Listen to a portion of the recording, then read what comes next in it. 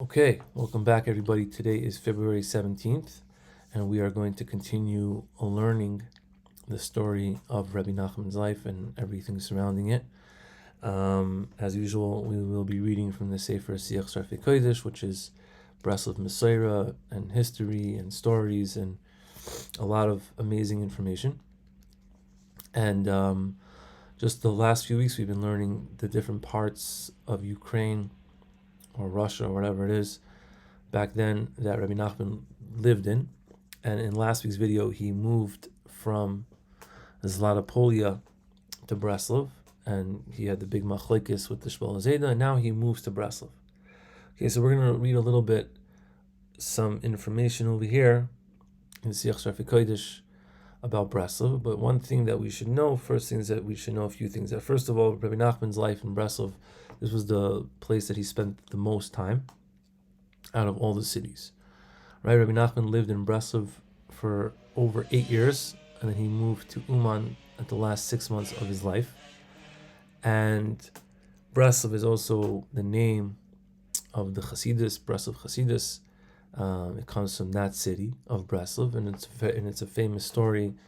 I don't think it's brought down over here in Siach Sarfei Kodesh, but I think in Chai Moran also that I think the first Shabbos that Rebbe Nachman moved there, they were making Kiddush and the wine spilled or something like that, and he said, now we will be known as Breslov Hasidim. So that is where the name of Breslov Hasidim is from that city.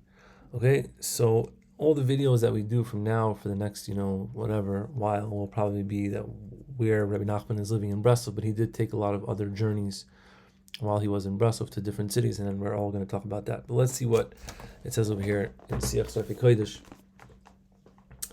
about all this stuff. So it says over here, first it brings down a small excerpt from one of Rav Noson's letters where he says that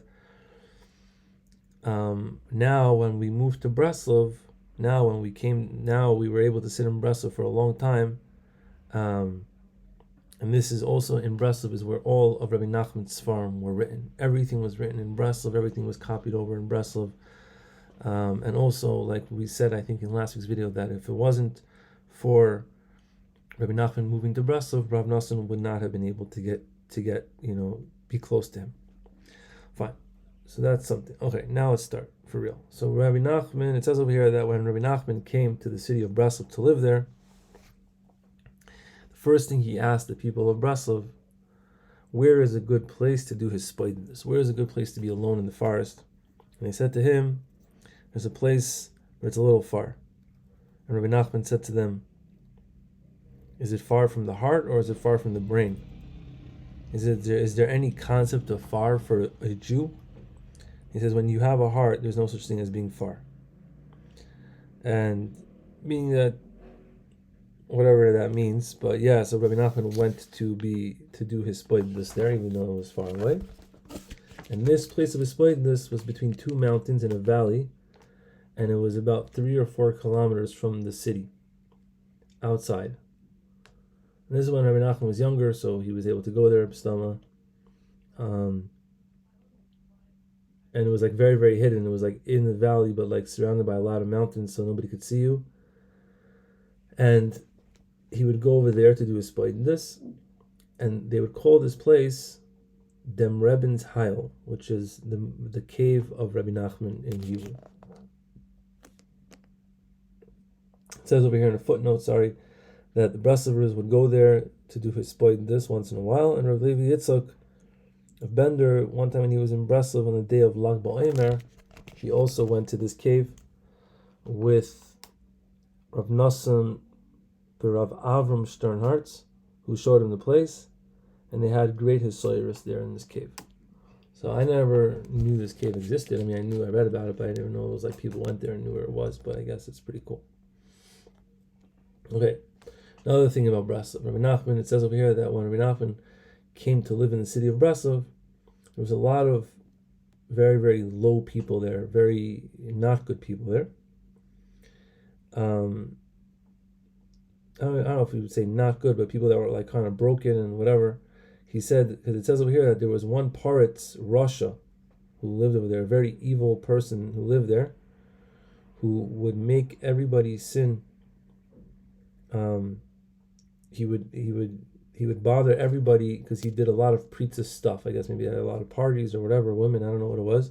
And Chas v'Shalom, Rahman al-Tzani, he caused that there should be a lot of pritas in the city.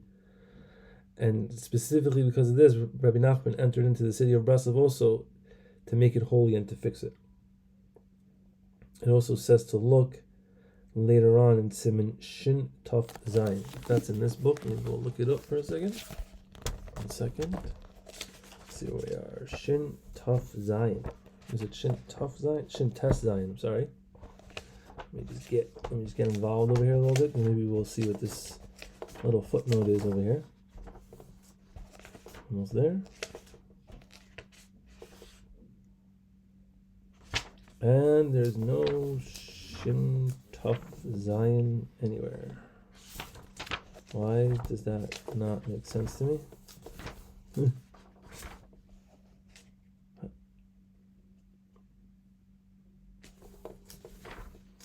Oh, here it is. My bad.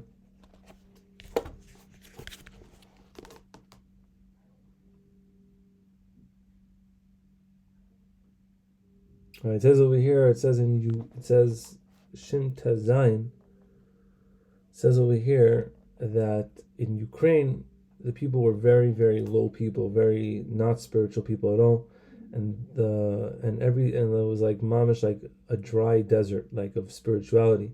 And also the city of Mezhebuzh, it says over here, was also very simple until the Baal Shem Tov came there and lived there. And also the city of Breslov was until Rebbe Nachman lived there. That's what I wanted to say. That Rebbe Nachman came to fix the city.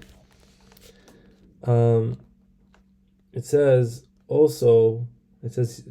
continuing this thing about Rebbe Nachman living in Breslov to fix it and to make it holy.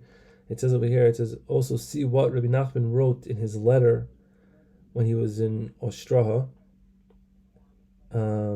which is printed at the beginning of Olam Letrufa, which is Rav Noson's letters. It says which he wrote to the Chassidim. He wrote a letter. It says that you should pray for me in every single tefillah, and not to forget all the good that I've done for everybody, and remember everything that I did for you in Breslov, like that I took out all the kaiches and made it holy and stuff like that.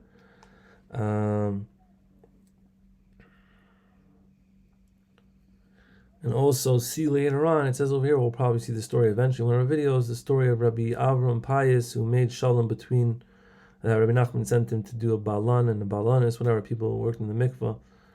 Okay, whatever. Basically, it's saying that Rabbi Nachman did a lot of good things in Breslov, obviously. Okay?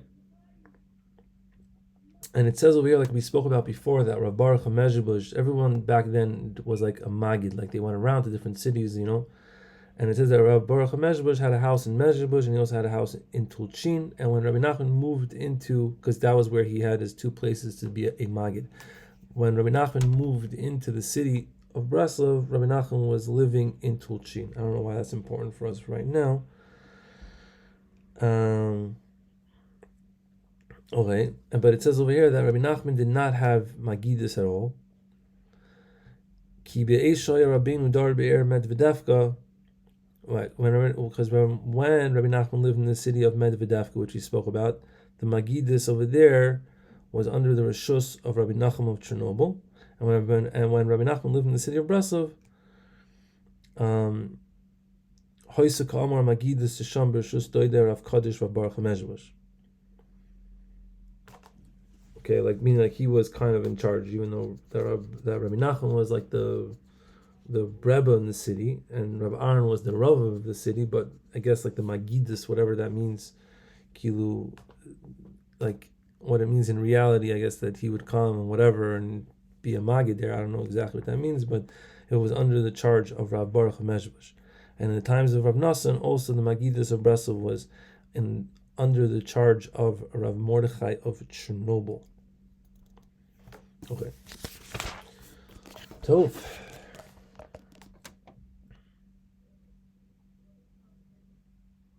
Okay, so that's really all it says over here about little Breslov. There's a lot more, obviously, because now it starts turning into stories. It starts turning into stories about Rebbe Nachman doing different travels and different things like that. So now let's start with one travel. We'll start over here a little bit. Right, this is in the year Tuf Kuf, and there's obviously many stuff we're going to go back and forth between different years and different things like that. But Rebbe Nachman moved into Breslov in the year Tuf Kuf Samach Beis, which is in 1802. And now it jumps over to here that Rebbe Nachman, I don't know if this is going exactly in order, but I guess it is. Rebbe Nachman went, this is called the Great Journey to Novrich, okay? Which is, I knew this name of the city many times, but I didn't realize that it was actually Avrich, which was Avram Dov of Avrich, who's the Bas Ayin, who's buried in Tzfat and has the shul in Tzfat, which I basically pass by every single day when I walk around this city. So I didn't understand that Rebbe Nachman also went there, and he was actually kind of related to the Bas Ayin. So let's see about that. Okay, so it says before Purim in the year Tuf Kuf Samach Zayin, which is about 5 years after Rebbe Nachman moved into the city of Breslov, so let's say 1807, right? Rebbe Nachman went to the city of Novrich or Avrich. Okay, let's read this footnote because it's pretty wild over here. It says Novrich or Avrich was the city of the Rav HaKadosh Rav Avram Dov of Avrich, the Baal Bas Ayin, Zecher Tzadik Lefracha. And it seems that Rebbe Nachman was with him on that Purim, as it says in Chaim Ran. What does it say in Chaim Ran? It says in Chaim Ran, Simin Kuf Nun Gimel.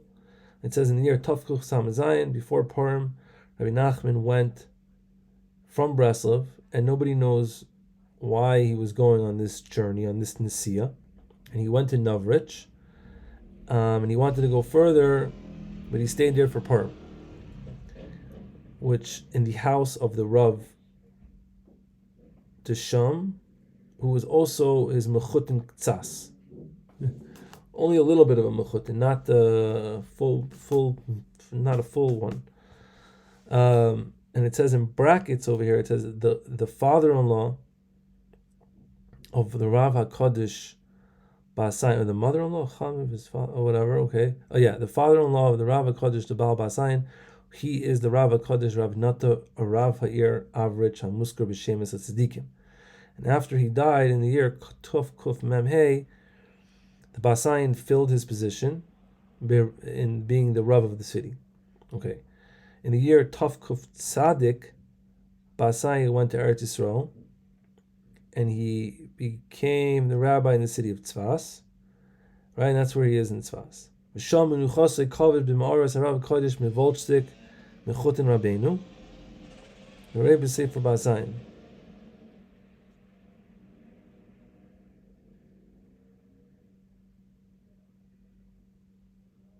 Oh, okay.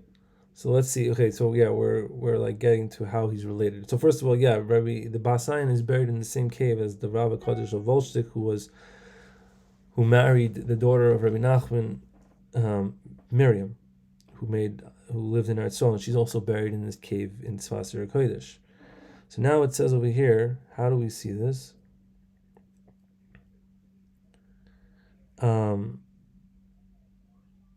Chosna Hayashish or Moshe Ephraim is Chaim Uri Faivish, Rabbi Goyen Tzadik Volshik Gomer. I'm not sure exactly what is exactly going on here, but somehow the Bas Ayin is related to the Goyen Tzadik of Volshik, and Rabbi Nachman was also the Mechutin with the Volshik. So it all works out together that they were kind of Mechutin, and yeah. No, that sounds good to me. Actually, it says over here, and then the last thing it says, "V'hadayin tzarech hadavar birur," and it says, but really the truth is that it needs a little bit more explanation what's going on. So I'm also a shtickle unclear exactly what's going on. But anyway, Rebbe Nachman went to Avrich, and he spent time with the Bas Ayin, which is good to know. So now let's see what Siach Sarfei Kodesh has to say about this little journey. It says that when Rebbe Nachman And then, so it says like this. Well, when Rebbe Nachman went with his student, Rebbe Nachman traveled with his student, Rabbi Shmuel Tepelker, to Novrich, right? And Rabbi Nachman did this in a very hidden way that nobody knew who he was at all. What's it called? Shaloi Kirishu, that they didn't know that he was a Rebbe at all. And Rabbi Shmuel was his student. They didn't know. And they thought that Rabbi Shmuel was the Rebbe and Rabbi Nachman was the student because he was like dressed like all weird and stuff. Why they think that Rabbi Shmuel was the Rebbe? Because he was going with like a fancy beged, like a fancy clothing, and like he was walking around all tall. And Rabbi Nachman was like all kachush and mesugaf. He was like weak and thing from all his fastings, and he looked like more like a businessman. And all the thousands of people that they met on the journey on this thing, not any of them knew who Rabbi Nachman was. Ki rav v'gadol hu b'Yisrael. What does that mean?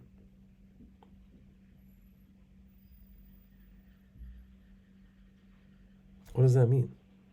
And it says, and all the thousands of people that they met there, b'darkam loy nimtza shum ish sheyeda v'yaker b'fnei Rabbeinu Zal.